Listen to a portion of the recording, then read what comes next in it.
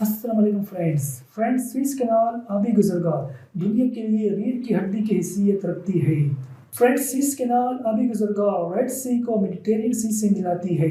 اس کو بنانے میں تقریباً 10 سال لگے تھے اور اس کو ایک فرینچ ڈیولپر نے ڈیزائن کیا تھا۔ سوئس کینال آبی گزرگاہ کو بنانے کے لیے 1,50,000 سے زائد مزدوروں نے اس پر کام کیا تھا۔ سوئس کینال آبی گزرگاہ کی لمبائی 162 کلومیٹر ہے اور یہ یورپ کو ایشیا سے ملاتی ہے، جس کے تھرو یورپ اور ایشیا کی کنٹریز جتنے بھی ہیں وہ ایزیلی ٹریڈ کر سکتے ہیں۔ اس سے پہلے یورپین اگر ایشین کنٹریز سے ٹریڈ کرتے تھے تو ان کو ایک لمبے راستے سے ہو کر گزرنا ہوتا تھا، لیکن آج یہ راستہ بہت کم ہو گیا ہے۔ سال 1954 میں جمال عبد الناصر نے مصر کا کنٹرول سنبھالا تو اس کا سب سے پہلا مقصد یہی تھا کہ وہ اپنے لوگوں کے لیے کچھ کرے۔ تو اس نے سوچا کہ کیوں نہ اپنے ملک میں بڑے بڑے ڈیم بنائے جائے، جس کے لیے اس نے امریکہ اور برطانیہ سے اس کے متعلق بات کی اور وہ راضی ہو گئے اس کو فنڈ کرنے کے لیے، لیکن کچھ وقت کے بعد وہ فنڈ دینے سے انکار کر گئے، جس کی وجہ سے جمال عبد الناصر ناراض ہو گئے۔ امریکہ اور رشیا، جو کہ اس time USSR Union of Soviet Socialist Republic تھا، آپس میں ان کی نہیں بنتی تھی، تو چونکہ جمال عبد الناصر کے تعلقات USSR سے زیادہ تھے تو اس بنا پر امریکہ اور برطانیہ جمال عبد الناصر سے ناراض ہو گئے اور انہوں نے جمال عبد الناصر کو فنڈ دینے سے منع کر دیا۔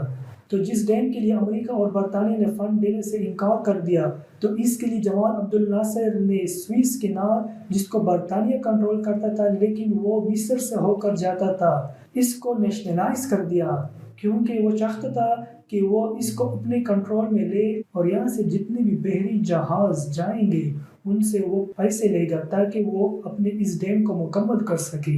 برطانیہ، اسرائیل اور فرانس کا آلریڈی جمال عبد الناصر کے ساتھ بہت سارے ایشو چل رہے تھے، اور جیسے ہی جمال عبد الناصر نے سوئس کینال کو اپنے کنٹرول میں لے لیا تو انہوں نے ڈیسائیڈ کیا کہ کیوں نہ اسی کو ریزن بنا کر مصر پر حملہ کیا جائے۔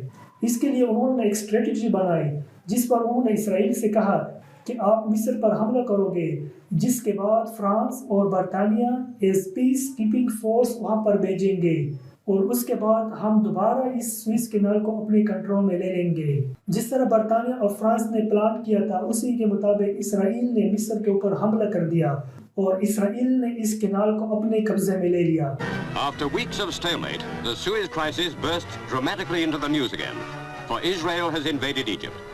Britain and France have declared the canal in danger, and British and French troops are on the move. جب اسرائیل نے سوئس کینال کو اپنے کنٹرول میں لیا تو برطانیہ اور فرانس اس جنگ میں کودے، اور فرانس اور برطانیہ نے اسرائیل اور مصر سے کہا کہ آپ دونوں اس جنگ کو بند کر دیں، لیکن جب مصر نہ مانا کیونکہ اسے سوئس کینال اپنی ملک کی بقا کے لیے چاہیے تھا، تو فرانس اور برطانیہ نے بھی مصر کے اوپر حملے کرنا شروع کر دیے۔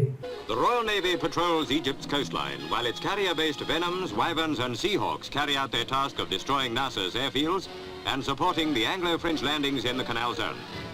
For one aim of the Allied action is to safeguard the canal. جب برطانیہ، فرانس اور اسرائیل تینوں نے مصر کے اوپر حملے کرنا شروع کر دیے تو اس ٹائم کا سوویت یونین یعنی USSR نے مصر کا ساتھ دیا اور کہا کہ اگر برطانیہ، فرانس اور اسرائیل نے مصر کے اوپر حملے بند نہ کیے تو میں بھی مصر کے ساتھ کھڑا ہو جاؤں گا۔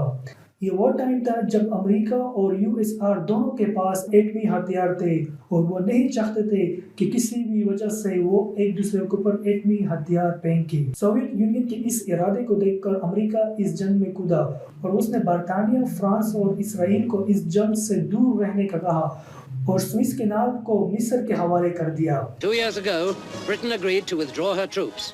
The canal would become Egypt's property in 1968. کیونکہ امریکہ کو یہ ڈر تھا اگر سوویت یونین بھی اس جنگ میں کود گیا تو اس سے تیسری جنگ عظیم شروع ہو سکتی تھی، تو اس جنگ کو روکنے کے لیے امریکہ اس جنگ میں کودا۔ اس جنگ کے بعد جمال عبد الناصر کا رتبہ اور بھی زیادہ ہو گیا کیونکہ اس نے نہ صرف سوئس کینال کا کنٹرول اپنے ہاتھ میں لیا بلکہ اس نے برطانیہ، فرانس اور اسرائیل جیسے ملکوں کو بھی شکست دی۔ اس سوئس کینال کے تھرو روزانہ 50 کے قریب بحری جہاز سفر کرتے ہیں اور مصر نے یہاں پر اپنے ٹول پلازے لگائے ہیں جو ان سے ڈیلی چارجز لیتے ہیں اور سالانہ مصر کو اس سے $5 بلین فائدہ ہوتا ہے۔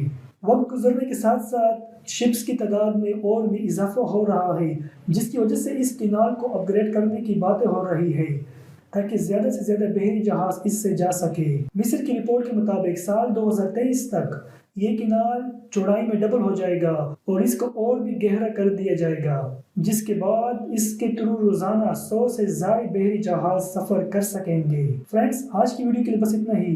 امید کرتے ہیں آپ کو یہ ویڈیو پسند آئی ہوگی۔ ویڈیو پسند آنے کی صورت میں ویڈیو کو لائک کرنا اور چینل کو سبسکرائب کرنا نہ بھولیے گا۔ Thank you.